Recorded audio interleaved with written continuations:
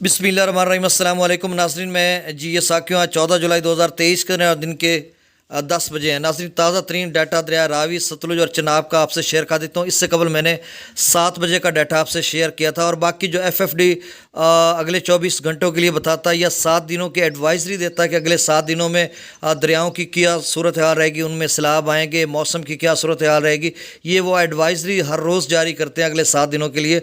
तो वो मैं आपसे शेयर करूँगा। 11:30 बजे आएगी तो मैं 12 बजे आपसे शेयर करूँगा। और अगले 24 घंटों में मुख्तलिफ हेड्स ऑफ ब्राजों पर मुख्तलिफ दरियाओं की क्या सूरत हाल रहेगी, इस हवाले से भी वो बताते होते हैं। तो वो भी मैं आपको 12 बजे उससे आगाह कर दूँगा। अब मैं दरियाओं का डाटा आपसे शेयर कर देता हूँ। सबसे पहले सतलुज की बात कर लेते हैं।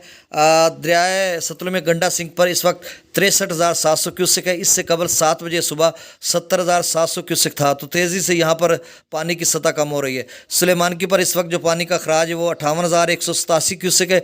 इससे कबल भी 58,187 था और इसका जो मैक्सिमम लेवल है वो 62,118 क्यूसिक पर गया था। इस्लाम पर इस वक्त जो पानी का खराज है वो 12,142 क्यूसिक है। दरिया रावी में जस्सर पर 23,000 क्यूसिक, शादरा पर 21,191 क्यूसिक, बल्लो की पर 25,510 क्यूसिक, सिदरई बराज पर 7,082 क्यूसिक। दरिया चनाब में मराला पर इस वक्त जो अखराज है वो 38,270 क्यूसिक, खानकी पर 47,921 क्यूसिक, कादराबाद पर 41,292 क्यूसिक, त्रिमो बराज पर 57,315 क्यूसिक। और याद रहे त्रिमो बराज मैक्सिमम 90,000 क्यूसिक तक गया था, अब कम हो रहा है। पंजनद पर 15,159 क्यूसिक। और बाकी अपना जेलम और सिंध नॉर्मल बह रहे हैं, जिस तरह से मैं पहले बता चुका हूँ। और उस हवाले से मैं 12 बजे आपको अपडेट करूँगा बाकी दरियाओं का।